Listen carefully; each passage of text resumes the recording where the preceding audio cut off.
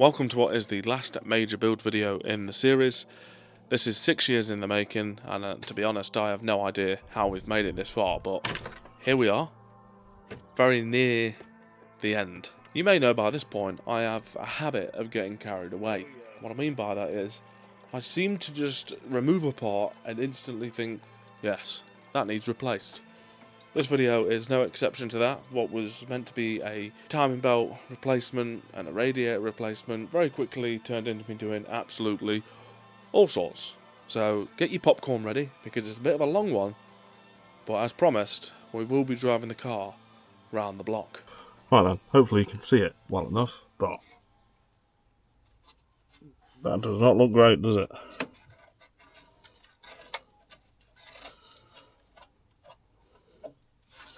I know you can get replacement ones, a replacement from ICP, as it's pretty common. Look at all these leaves.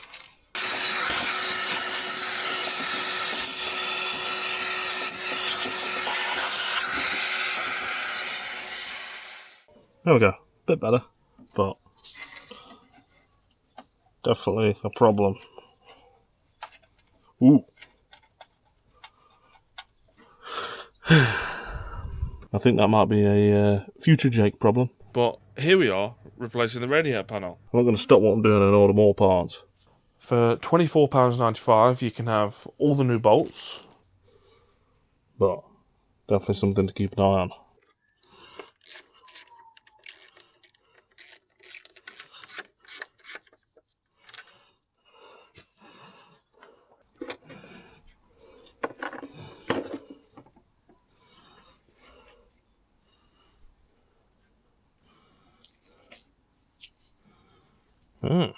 I can't wait to clean that. Let's have a look at it then.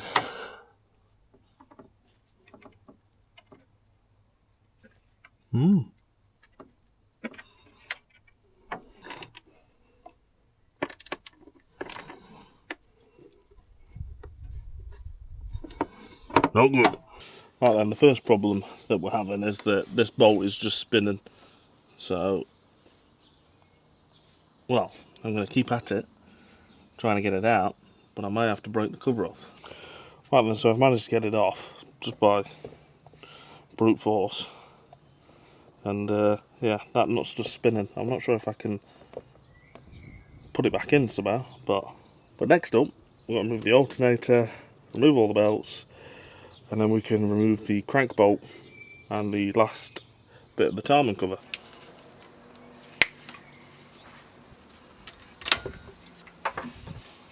Right then, 32mm, 23mm.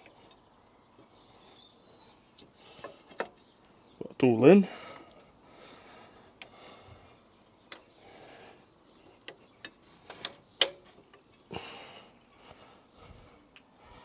I'm guessing you go either way.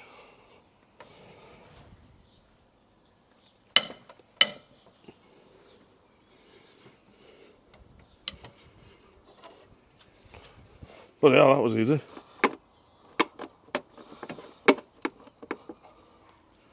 Ooh.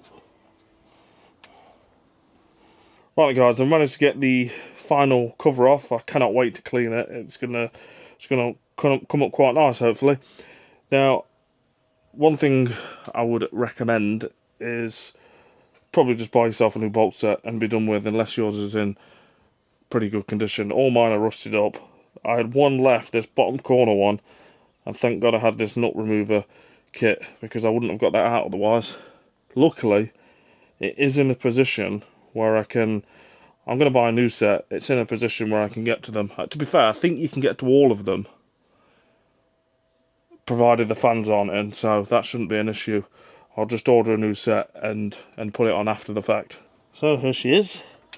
In all honesty, it's not in bad condition at all. More importantly, there's no obvious signs of leaks on the cams. However, we do have a bit of oil around the crankshaft. Now, I don't know whether that's just lube or what. Potentially an issue, we'll see. But as far as everything else, Everything else looks fine, really, doesn't it? We probably could have got away with just driving it. But the leak, if it is a leak, which we'll see, it can't be that bad because the covers are bone dry. Yeah, you can all comment below now saying, oh well, you should just drove it. I don't know what you was worried about. Why are you doing the timing belt? Look at it. But just for a bit of peace of mind. So we're going to get it to top dead centre and go from there. See how long the camera lasts before it dies again. So at this point, I have no idea why I thought it was a good idea to put the bolt in, especially because the tool you can see in my hand is the special tool for turning the crank. So obviously you can imagine what happened. I ended up getting the bolt stuck.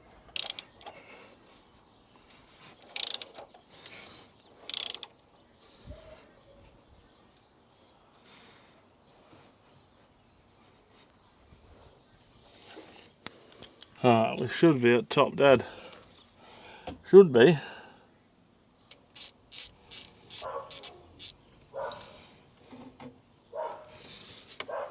So there we have it. I've turned the engine over. We've got our line for there. And look at this. I came prepared, guys.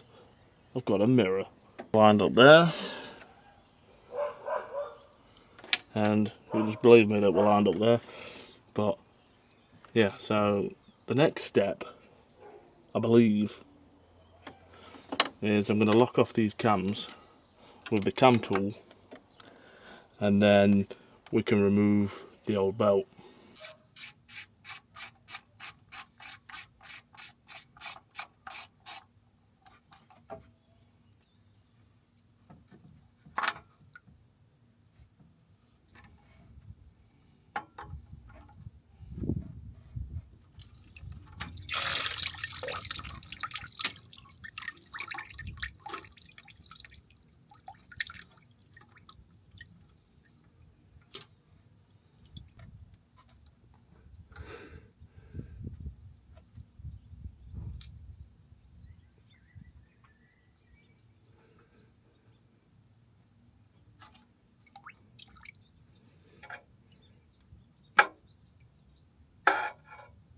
Crud.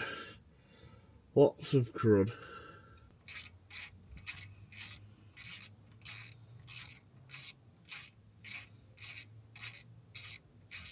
That part does not look too good.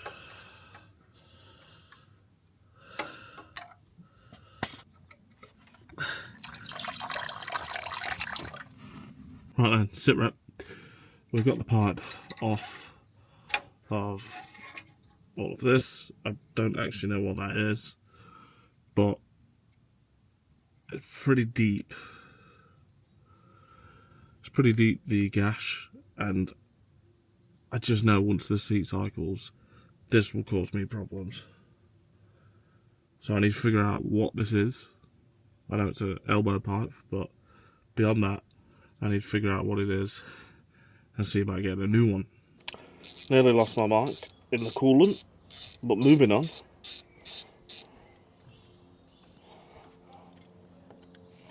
There we go, that is tight. Okay, now I get to work on removing things. We'll start with the tensioner. Oh, fucking hell.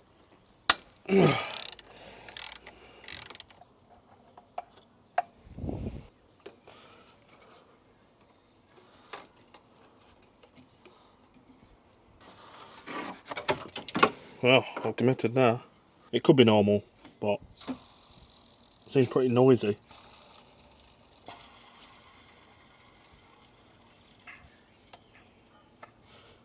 That was probably the best one there.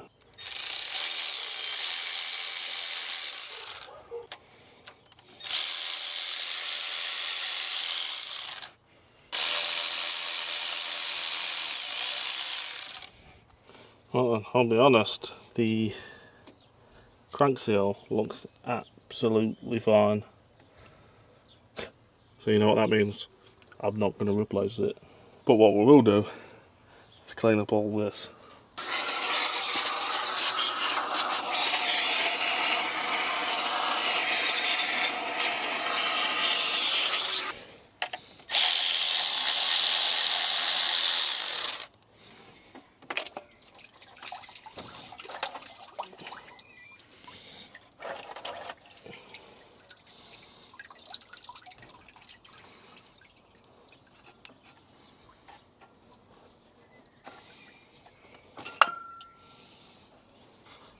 I don't know what that is. I don't want to know. Because you know what happened, it'll interfere with my water pump. Please don't tell me it's important. I believe it's just the timing cover gasket. Right then, so that is everything timing wise removed from the car, and we've got all of our new stuff ready. Interesting things to note, the water pump propeller design has changed. I don't know when it changed, but we've now got this one. Maybe it's more efficient, I don't know. There are our old bearings, NSK, so whoever did it did use quality parts. That one is really noisy. Maybe that's just me. We've got our old tensioner. Not too bad really. Here are our new ones. A little bit concerned about that, but the same size, just a different design. And I guess they redesigned it because of all this crud that builds up in it. Just a guess. I don't know, but they look the same.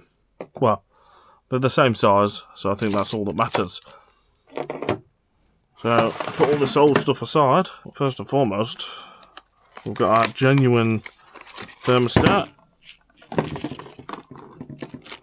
I'm really going to have to tidy up very shortly because it's starting to get extremely messy. There we go, apparently this has got to be at the top.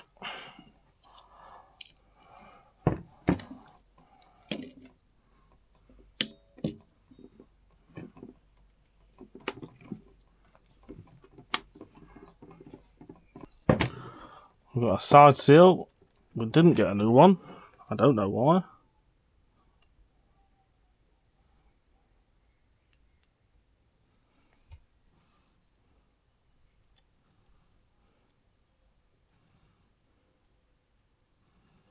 My camera overheated. I have no idea which way this gasket's supposed to go. It only goes one way. Would you believe it?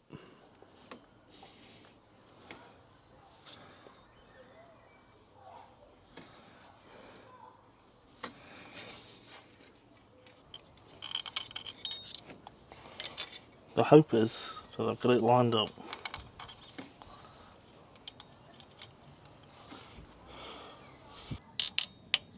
The torque spec is 9 foot-pounds.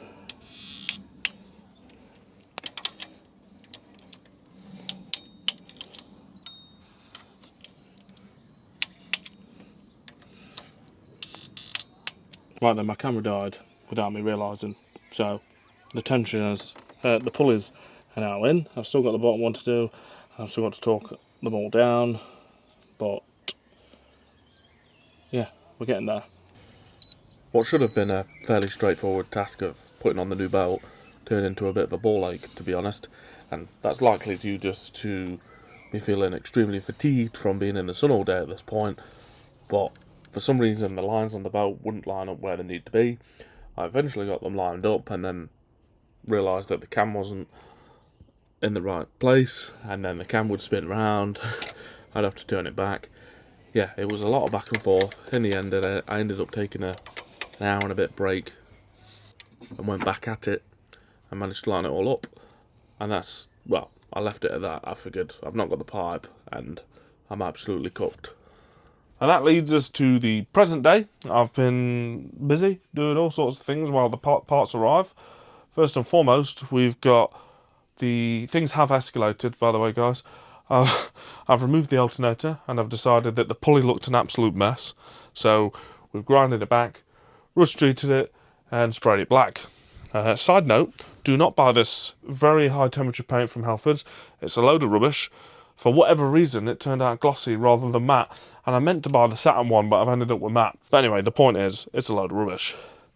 We've done the same with the AC tensioner, basically just tidying up the bay a little bit. It's just the small details, like all the pulleys here. I know you really don't see this one, but I'll show you very shortly. I've done the other ones in the bay. It's just those small details that make all the difference. Now, this is what I believe is called the harmonic dampener, or aka the crank pulley. And yeah, apparently this rubber thing on here, you can't remove. It is, required for reducing vibration and noise and all of that crap. So I've not bothered, but I have rust treated around it and sprayed it merely just to make it look a little bit better. Next up, we've done the brackets for that, and I've even gone as far as doing a spring clip. I know that's pretty sad. Next up, if I get it out of the vise, we've got I think it's the coolant overflow pipe. Mine was in pretty bad shape, and yeah, like I say, it's just the small details that are going to make a big difference when you're just looking at the bay. Moving on, we've got everything here ready to go on the car. As you can see, I've gave the timing covers a really good clean in the sink while the missus was out. Yeah, they're looking much better. I'm really pleased with how they've turned out. And also we've got all the pipes and whatnot required. So first and foremost, we've got what is called the Modine kit. I will admit, I had no idea what this is. I've opted for the Fuji Racing one, which includes 3 silicone pipes, one from the left side of the water pump to the oil cooler, and the third one I believe goes somewhere in the engine bay up top, but mine's already been replaced. Post shake here, I just wanted to add in the fact that I had thought that it was just adjacent to the second pipe on the oil cooler. However, when I went to fit mine, it was far too short, so I'm not entirely sure what the crack is there. And then you get this, which is the pipe that connects it. Interesting thing to mention on this is that where this screw hole is, it had what appeared to be surface rust, which was then covered up by a marker pen. And I'm sure to most people they'll just put it on and it wouldn't matter. But obviously I went ahead and ground it all back, rust treated it, and then I've repainted it. So yeah, it's the little things, guys. It's the little things. You get all the new spring clips with it, and I've ordered 10 new of this bolt, an M8 by 125. It's a pretty common bolt. So you've got the radiator holders that take that nut, the bolt. You've got your hood latch, mine were rusted, they take that nut. The ABS sensors, the brake lines, it's pretty common nut. So I've ordered 10 of those, and I think that should see me through. Yeah, moving on. We've got the water pump bypass pipes. These are the 2 pipes on the right side. I couldn't get these in silicone, so I've just gone for the genuine Subaru ones. I think they'll be just fine, to be honest. You can buy this kit and this kit for the same price that I pay for this kit when it's in stock, that is. So you can get the Fuji Racing kit with that pipe and these 2 pipes for £42.95. So something to bear in mind. If you don't mind potentially waiting months in advance, then yeah, I would opt for that one if it were me. But there we go. Lastly, as you know, all of my timing belt covers were in pretty bad shape, so I've gone ahead and ordered the new ones. Interesting thing to note on this is that for £24.95 you can have all the new bolts from, they're all genuine Subaru bolts, or for the same price, £24.95, a little bit further down on eBay, you can have all the gaskets as well. So you might as well just replace them while you're here, and they are essentially for going along there and along the top. So yeah, I figured why not? I might as well just put a new one in. I'm a little bit worried then what was leaking.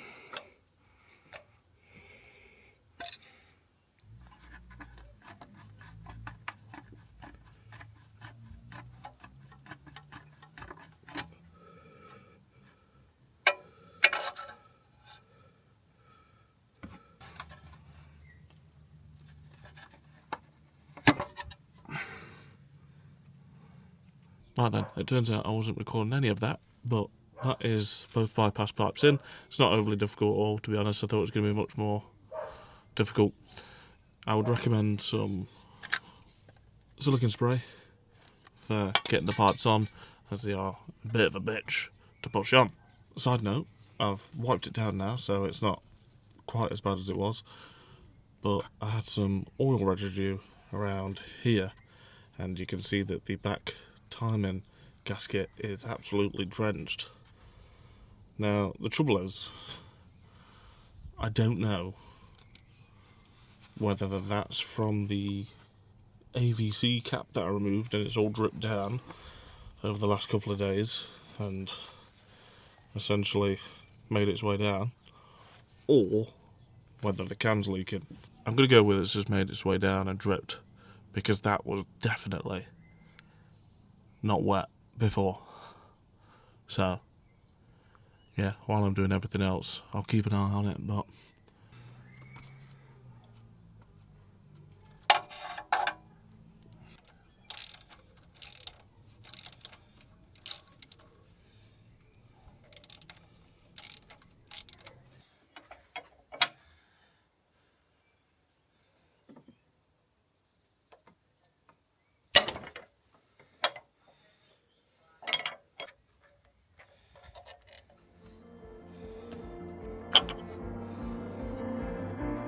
There's just a bit of a close-up look at the cam seal that's leaking.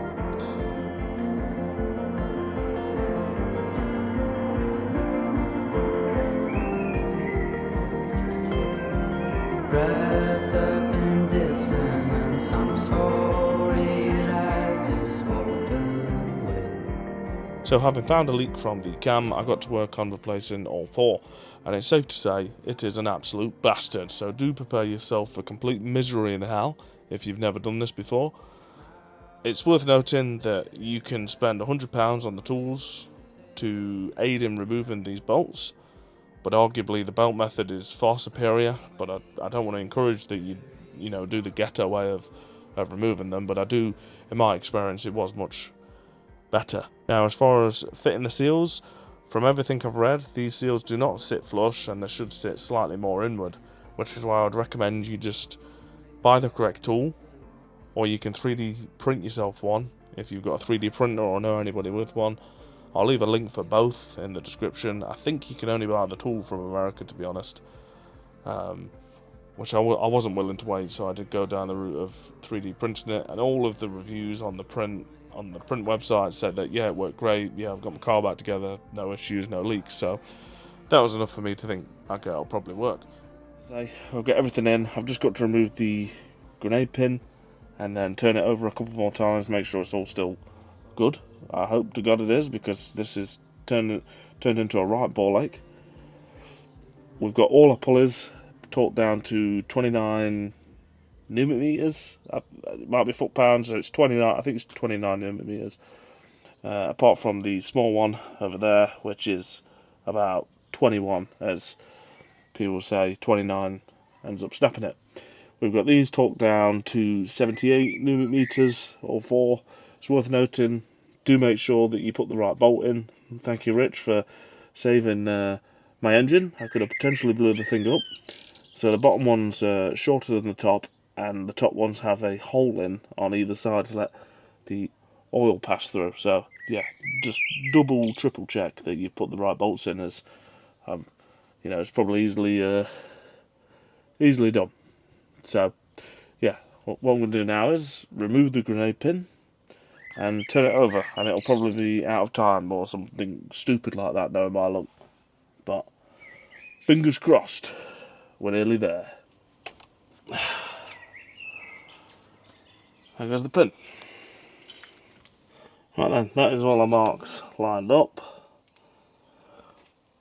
Top tip, I would remove this bloody paint on the sprockets, because it's actually rather confusing, because on here where I've rubbed it off, you've got, let me get it closer, here where I've rubbed it off you've got two lines, and before I rubbed it off the green was all the way over here, which means it sort of appears as if it's lined up, even though the lines aren't. As you can see, there's two lines on there as well, so you want the lines to line up, not the paint. Similar to here, the paint is all the way over here, even though the line's here.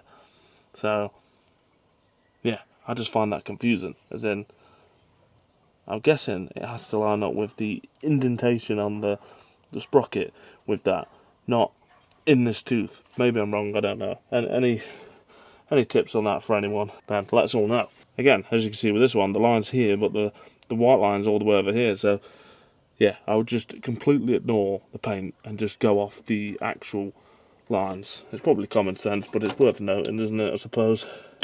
Also, I've upgraded to the Fuji Racing belt guide. You're supposed to have like I think it's a 1mm gap. Seems a bit low down here, close down there. So I may just loosen it a bit, try getting it up, but yeah. You can't see it very well on here, but the line is there. There to there. So, as a final precaution, I'm going to turn it over once more, just to double check it. I'm going to adjust this, and then, to be honest, we can start putting things back on the car. Oh, in fact, I'm going to go around and check the torque specs for everything. And then we can start putting things back on the car. Thank God. And there we have it. That is the timing cover on with all new bolts. Why does it look so damn good? Really pleased with that. So, all we've got left to do is to put the crank pulley on, and we can assemble the AC tensioner and everything like that.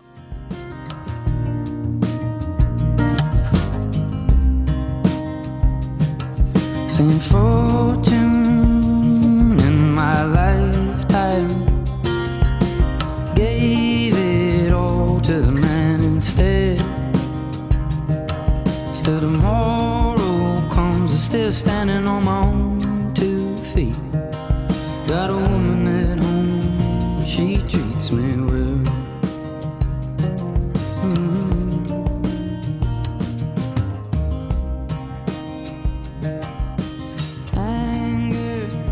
I've seen it rise from the careless word that I said. Right guys, earlier on I said that this would be a future Jake problem, and I didn't mean in the immediate future, I meant down the line, 5 years down the line when the timing belt needs doing, for example. But here we are, replacing the radiator panel. Now, this comes in 2 pieces from ICP, it's a genuine Subaru part. And let us know in the comments if you've done this before. Do you weld these 2 pieces together before putting them on the car? Because this is something I didn't do. But you can't put one piece in before the other. They kind of have to go in together for them to fit. So welding them together prior may have made things easier for me. Now, the old piece is just spot welded in, so it's pretty self-explanatory. When you've got the new piece and you look at it, it's pretty obvious how it fits. So you go around, find the spot welds, you drill them out, and then you get a split and chisel and just hammer the shit out of it essentially until it comes out. And with the new piece, you just plug weld it in. Now, I didn't seem to have any luck with a plug weld, and it could just be that this welder, for some reason, I've just not had any luck with getting even remotely good at welding, and I am chalking it down to the welder rather than skill, although it probably is mostly a skill issue. There's just something about this welder that just it's just making welding really difficult. So I'm thinking about getting a new one at some point, but the point is, I've ended up having to stitch weld in places, and it's as solid as a rock. You can stand on it, you can jump on it, but it just doesn't look pretty. Which I suppose in the grand scheme of things, you'll never see this without the bumper on. So, once the bumper's on, you're never going to see this. It's not that big of a deal in the grand scheme of things. But I don't like doing shit work, and having seen some of your guys' work, it is just phenomenal. And I look at it and look back and think, wow, I didn't do as good job as that. And I know you shouldn't compare, but it is easy to look at, say your guys' work and think, bloody hell, I'm doing a real shit job here, and I'm like broadcasting it to the world. I know nobody watches the videos really, but you see what I'm getting at. But anyway, this is the finished product. It could definitely look pretty. I'm not disputing that at all. The important thing is it is structurally sound, and it's not got a giant rusty hole or any sort of rust on it, it looks much better than it did before. Now, you may notice that we've ditched the OEM sway bar. Now, I started sanding it down and I found a hole, blah blah blah. You could probably repair it, but Rich convinced me into buying a lightweight aluminium Spec C one. So we've saved 3 kilograms from the front end, and if you pair that with the U-cradle that we removed, we're probably saving near on 10 kilograms, which arguably we'll never feel on the streets, but, you know, saving a bit of weight is always a good thing. Yeah, look at this. Look how badass it looks. Looks incredible. Let's pop her in. Nice and easy. Oh yes, just look at that. We've already got our bracket ready to go in.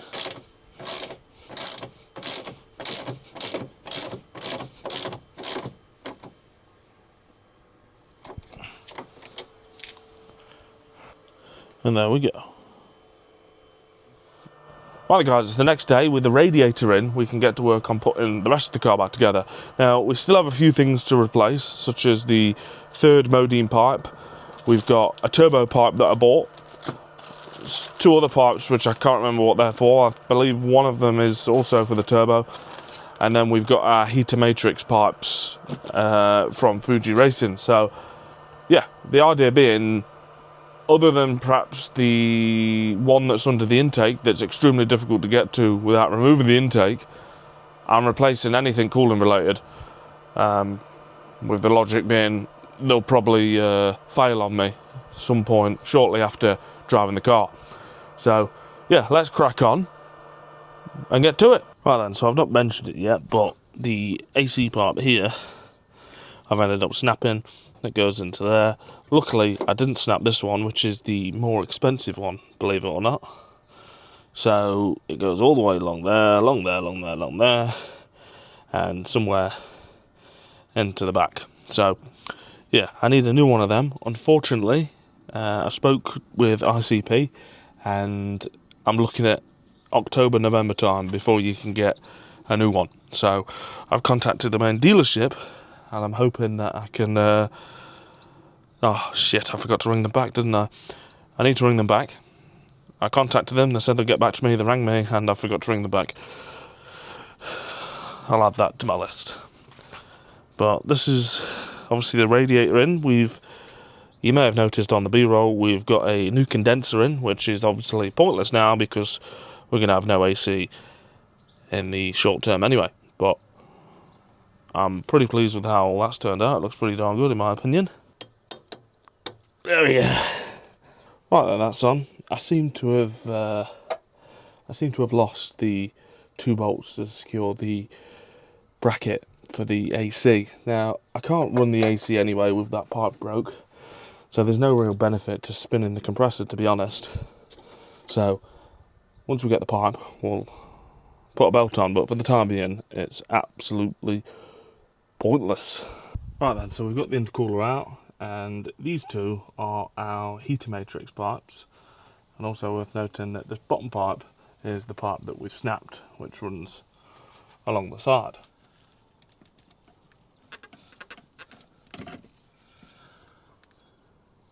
Oh yeah, they don't look in bad condition, to be honest. Right guys, I'm not having much fun. The heat matrix pipes are in, however 2 of the clips, the spring clamps, have destroyed themselves, so I need to go to Halfords and get some Jubilee clips. You're going to need a 20 to 32mm Jubilee clip if you're replacing them. So before I go to Halfords, I figured, well, let's have a go at replacing the turbo pipe, and it's basically destroyed itself on the way out. The problem I've got is getting to the Jubilee clip all the way at the bottom. The other one, which I've just found that we need to replace, is just next to the throttle body, so it goes in there, and you can just about see it to there. So nice easy one to replace that is. Here's the part number in case you're curious.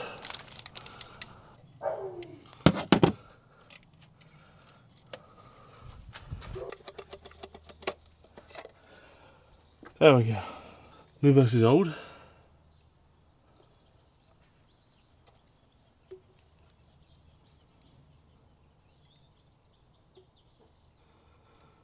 Nothing obvious. A little bit of a crack there. That justifies it for me.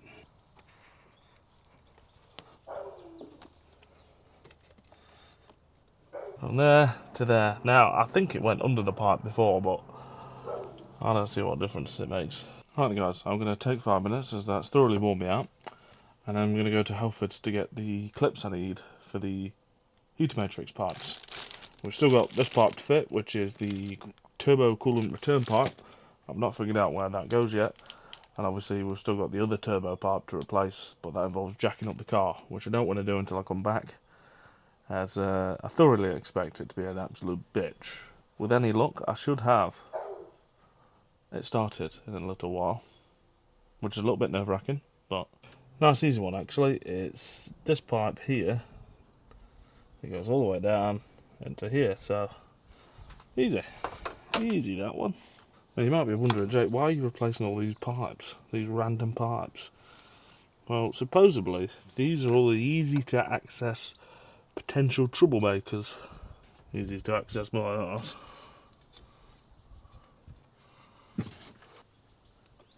There we are. That. Oh, you fucker. I fucking successfully replaced a pipe and its clips. Can you believe it? Hey, I tell you what, if I remove the airbox, I think I can get to this turbo one, which involves dismantling even more.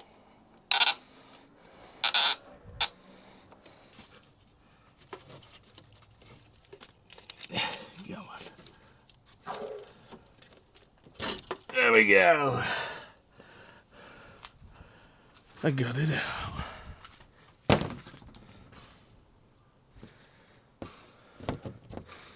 So it already chewed itself apart, and that was before I even, just look at that. As far as it wasn't leaking.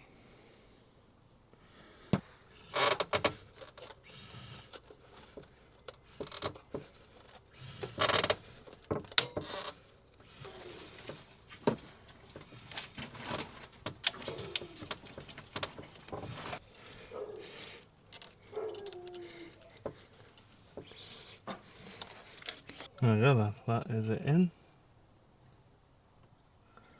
So with the coolant pipes now replaced, I got to work on putting the car back together, which would then lead into a 40-minute ordeal of me sitting around trying to amp myself up to start the car.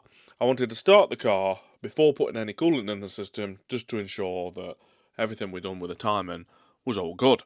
So yeah, I ended up sitting there back and forth with the missus. I'm trying to amp myself up to start it in case I find a problem. I'm not going to die. The engine might. Now I've got another car to build. I am. Right, I'm going to fucking do it. I'm going to do it. I'm going to do it.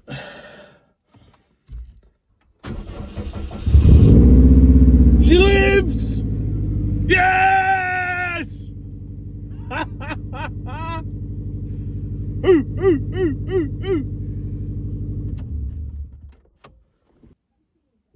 Yeah, let's all admire my engine bay for a moment.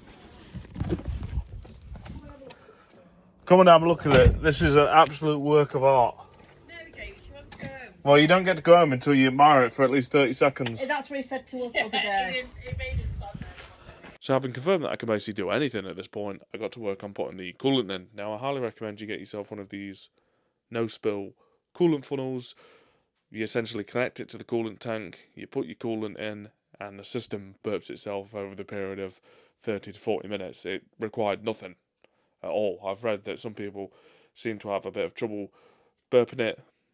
Not entirely sure why. It's actually really easy. Now, of course, it did come with its complications, even problems completely unrelated to the coolant, would you believe it? So, first up, when starting the car, almost sounded like a supercharger whine, which led me down the path of the alternator being too tight. So I've loosened it, tightened it a bit, back and forth with that, only then to notice that the steering wheel was making some noise. So that led me to the power steering reservoir, which was bubbling, indicating that there's air in the system. Yeah, we'll get to all that very shortly. And then we also had issues with leaking pipes. Also, I found out about this annoying noise.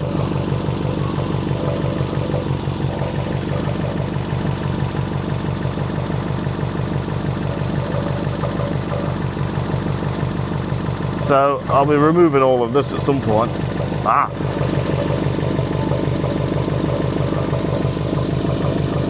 don't know if there's that coming from. Alright, good news. The O-ring has arrived for the power steering, part of in case you're curious. So we can get to work on fitting this and hopefully it solves our problem.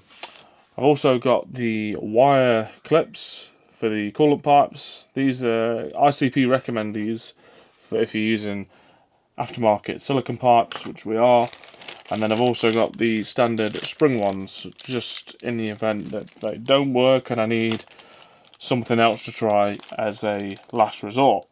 So yeah, part number in case you're curious for the wire ones, and then part number for the spring ones. Hopefully you can see that. If not, I'll just put it on screen. So let's get to work. The pipe that I'm disconnecting is the suction pipe, and inside lives a small little O-ring that over time becomes hard and no longer provides a nice seal. Apparently it's a really common problem, and if you've ever got air in your power steering, for the sake of £6 or so, I would start here. Okay, I'll put it around the pipe instead. You can just about see it. Right then, so I've got it done.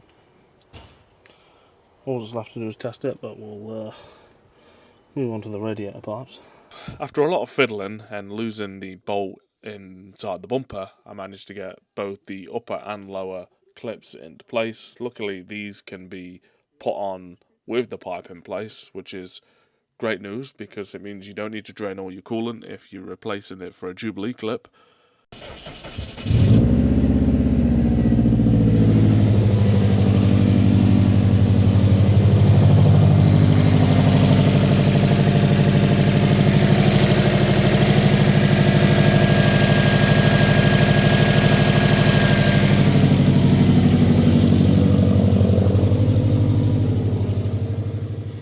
So thankfully, replacing the O-ring and the clips solved both issues, so let's waste no more time and drive the damn thing. Maiden voyage.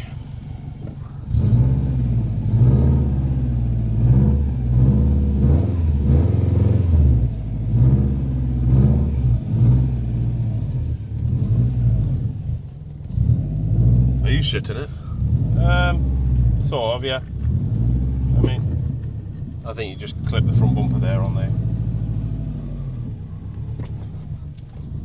I mean, I'm pooing it a little, but I got a car to go home in, haven't I, at the end of the day? No, I'm joking. So my steering's off.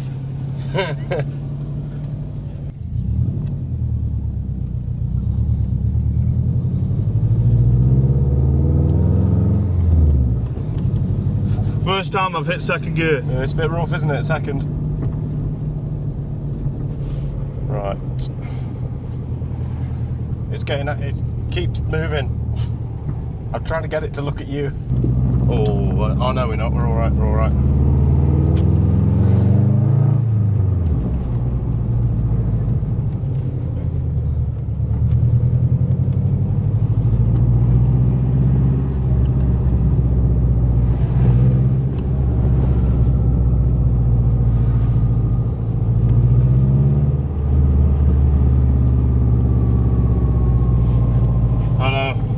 What do you think? What's that noise? It's coming from the rear, isn't it?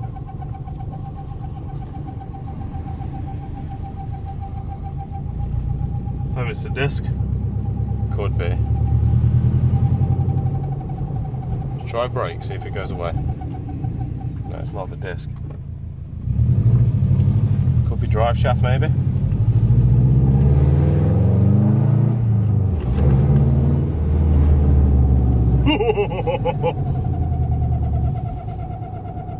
That does not sound good. No.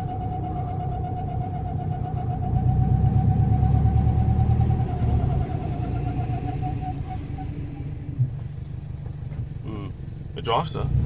That's the main thing.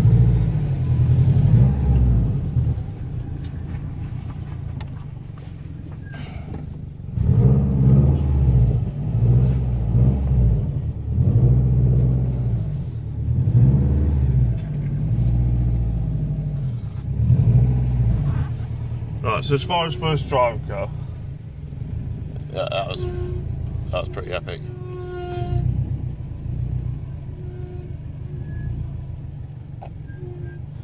That was character.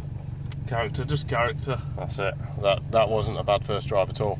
No, look at everyone at my Subaru shirt. I am a, I thought it said service technician. Doesn't matter. Yeah, I don't think that went off bad. It's, you know, we only felt a quarter of the power as well, probably, I imagine. Probably quarter down with the pedal.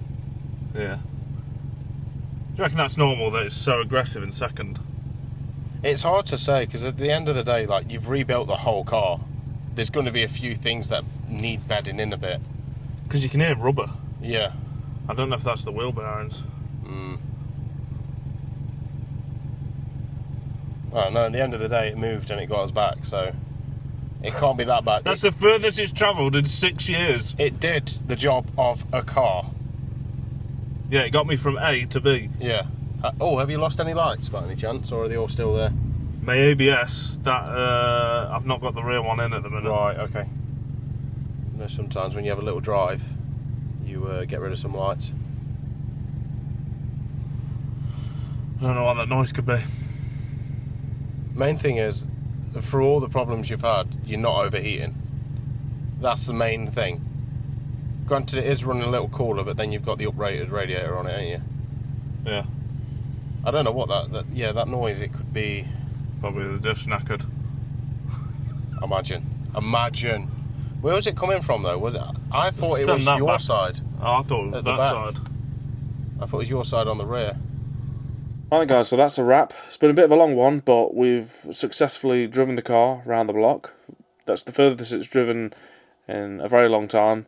If we flash back to the shed, when we're whinging it in, and I remember looking underneath the car thinking, bloody hell, I don't know what I'm going to do about all this. To be honest, although I've always had the determination of I'm going to do it, to have actually now been nearly done is pretty surreal. So, I'm pretty pleased, but it's just mad. It really is mad. I think the worst bit is the fact that I thought back in the unit, I've got 30 odd days or whatever to get it all back together, and I honestly thought that I could do it and get it running and driving. It's just taken me a long time, man. It really has. It's I don't know.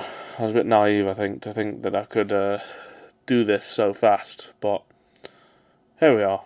It's all good now. Yeah, in the next video, we're going to be sorting out all of the teething issues. There's not a in the grand scheme of things, there's not an awful lot that seems to be wrong at the moment. We'll probably find more problems as we drive it, but currently we've got what sounded like the disc on the test drive. I'm going to chalk that down to being surface rust, but let me know in the comments if you have any other suggestions. And then we've got a rubber squeaking sound on rotation, which I had initially thought was the wheel bearing seals not being in enough, as I seem to remember in the shed, but when I turned the drive flange, it seemed like it was rubbing, so I thought maybe that was it. To the point I spent £200 on a new hub, a new wheel bearing, and a new drive flange, because I thought, well, if I've got to dismantle it all, I might as well just replace it. So I've now sent that back, because I've found out that it's in fact the centre bearing for the prop shaft. So yeah, I've done a 100-mile round trip today to pick one up. But anyway, I'll see you in the next one. It shouldn't be too long. I'm going to fit the prop shaft tomorrow, and then it's just a matter of driving it. In all honesty, I think we'll be doing more driving than working on the car in the next video, so that's something to look forward to. So yeah, with that, I'll see you in the next one. Thank you if you've made it this far, as you know, I appreciate it's on quite a while, and if you've been watching the series for a long time, then yeah, thank you again. It's been so damn long, but here we are.